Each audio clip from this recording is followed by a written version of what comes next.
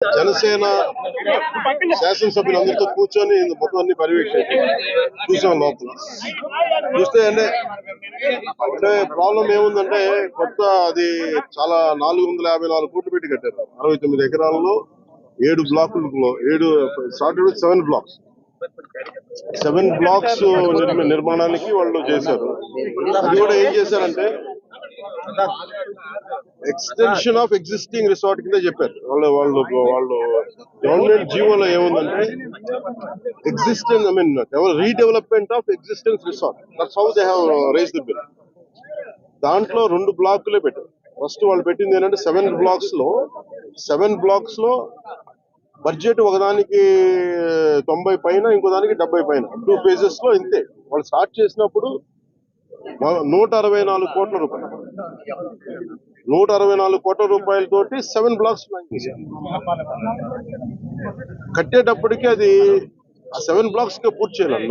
4 బ్లాకులకి అంటే మనం చూస్తే 4 బ్లాక్ అంటే బిల్డింగ్ కాదు, residential block is 1, CMO office is 1. ఇవన్నీ కూర్చొని అలాగా వాళ్ళు 7 బ్లాకులు ప్లాన్ చేసుకుంటే 4 బ్లాకులే కట్టారు. 7 బ్లాకులకి వాళ్ళు ప్లాన్ చేసినప్పుడు 92 కోట్లు ఫస్ట్ ఫేజ్, రెండో ఫేజ్ 53 కోట్లు. సో రెండు కొంచెం అటు ఇటుగా పెడితే 160 కోట్ల పై చిలుకు వాళ్ళ ఒరిజినల్ ప్లాన్.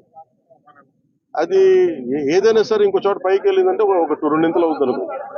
కానీ ఇది 454 కోట్లు అయింది. Not even for the entire 7 blocks, it is only 4 blocks. 4 బ్లాకులకే 454 కోట్లు అయింది. ఒరిజినల్ ప్లాన్ 92 కోట్లు ఫస్ట్ ఫేజ్, సెకండ్ ఫేజ్. దీనికి లోపలికి వెళ్ళి చూసి నేను వచ్చినప్పటి నుంచి కూడా మమ్మల్ని గత కాలం రానివ్వలేదు. ఇప్పుడు ఏమైపోయింది, ఒక డ్యామేజ్ జరిగిపోయింది. ఋషికొండ ఒకప్పుడు ఇక్కడ రిసార్ట్స్ ఉన్నప్పుడు టూరిజం మన శాఖకి ఆదాయం 7 కోట్లు ఉంది. సో 7 కోట్ల ఆదాయం కోల్పోగా ఇప్పుడు అదనపు భారం 453 కోట్లు పడి ఇప్పుడు కరెంటు బిల్లు ఆదాయం మన సంవత్సరానికి కట్టాల్సిన ఇంకా ఉపయోగించకుండానే జస్ట్ అది లైట్ లేసి అప్పుడప్పుడు ఏసీ ఆన్ చేయడానికి ఉట్టినే జస్ట్ ఆన్ చేసి ఆఫ్ చేయడానికి పనిచేస్తున్నది సక్రమంగా అనుకోవడానికి అది సంవత్సరానికి ఒక 1 కోటి రూపాయల పైన 15 లక్షలు అవుతుంది. దాన్ని బట్టి అర్థం చేసుకోండి. ఈ మెయింటెనెన్స్ వీటికి 1.5 కోటి అవుతుంది, జస్ట్ మేయర్ మెయింటెనెన్స్. ఇదివరకు 7 కోట్ల ఆదాయం. ఇప్పుడు మేము అన్ని చూసిన తర్వాత లోపల వెళ్ళి పర్యవేక్షిస్తే ఇప్పుడు దాకా అది వాళ్ళు డ్యామేజ్ చేశారు. ఈ టాయిలెట్స్ ఎన్ని కోట్లు, టబ్బు, ఇవన్నీ ఇంకా అయిపోయినాయి, ప్రజల్లోకి వెళ్ళిపోయినాయి. ఇప్పుడు మా కుటుంబ ప్రభుత్వం నుంచి మేము పిఎస్సి చైర్మన్, మన సివిల్ సప్లైస్ మినిస్టర్ మనోహర్ గారితో, టూరిజం శాఖ మంత్రివర్గంతో అందరితో కూర్చున్నప్పుడు, నాతో అంటే జనసేన సభ్యులతో కూర్చున్నప్పుడు, గౌరవ శాఖ సభ్యులతో కూర్చున్నప్పుడు జరిగిన డ్యామేజ్ జరిగిపోయింది. తొలచాల్సిన కొండ తొలిచేశారు, పాడు చేశారు. ఓకే, వీటన్నిటిని మించి ఇప్పుడు మన ముందు ఏముందంటే దీన్ని how well we can utilise 400 change చెప్పి ఎలా పెట్టాలి. చాలాసార్లు అనేక మార్లు మేము కేబినెట్ మీటింగ్ చర్చించాం. ముఖ్యమంత్రి గారు కూడా దీని మీద ఎలా చేయాలనేది ఆయన అందరిని అడుగుతూ ఉన్నారు. సో మేము ఈ పర్యటన తాలూకు ముఖ్య ఉద్దేశం ఏంటంటే, ఈ పర్యటన ద్వారా ఫస్ట్ మేము అసలు ఏం చేయాలనేది మాకు ఇది ఇండివిజువల్ కుటుంబ ప్రభుత్వం కాబట్టి జనసేన పార్టీ తరఫు నుంచి వాట్ ఈస్ అవర్ అనేది, అంటే వాట్ ఈస్ అవర్ వ్యూ అనడానికి మనం ఇక్కడి నుంచి మంగళగిరిలో కూర్చోనో లేదంటే ఇంకా ఊళ్ళో కూర్చొని చేయడం, ప్రత్యక్షంగా ఒకసారి ఫీల్డ్ విజిట్ చేసి వచ్చే పరిష్కారం వేరుంటుంది. సో లోపలికి వెళ్ళి కూర్చొని మేము చూస్తున్నప్పుడు పెచ్చులు ఊడిపోతా ఉన్నాయి.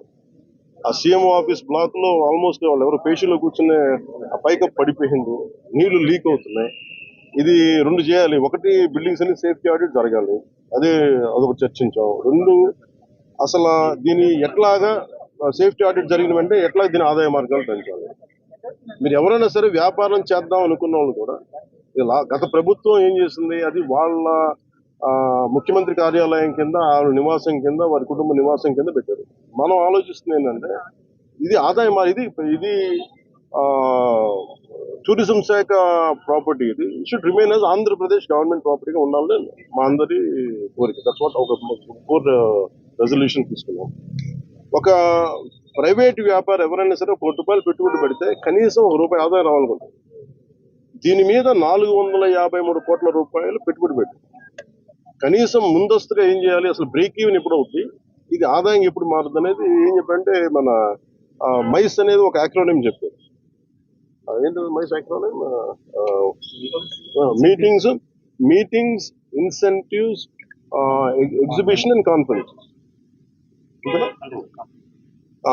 ఇది ఏంటంటే Dubai is a MICE destination అంటారు. అలాగే వైజాగ్ ఇది మన మీటింగ్స్ కానీ లేదంటే ఏదైనా పెట్టుబడులు పెట్టడానికి ఇన్సెంటివ్స్ ఇవ్వడానికి కానీ లేదంటే కాన్ఫరెన్స్ పెట్టుకోవడానికి బ్యూటిఫుల్ ప్లేస్, కాన్ఫరెన్స్ పెట్టుకోవడానికి లేదంటే ఎగ్జిబిషన్స్ పెట్టుకోవడానికి వీటన్నిటికీ కూడా డెస్టినేషన్ మ్యారేజ్ వీటన్నిటికీ ఉంటుంది. దాంట్లో భాగంగానే దీన్ని మైస్ ఈవెంట్ టోటల్ పాలసీలు దీన్ని పెడితే బాగుంటుందని కోరిక. అలా కాకుండా మనం 453 కోట్లు పెట్టి దీన్ని ఒక ఎగ్జిబిషన్ లాగా అందరూ అంటే మేము ఇచ్చిన మేజర్ ప్రపోజల్ ఏంటంటే, మేము తీసుకున్న మేజర్ రెజల్యూషన్ ఏంటంటే, it is not about football.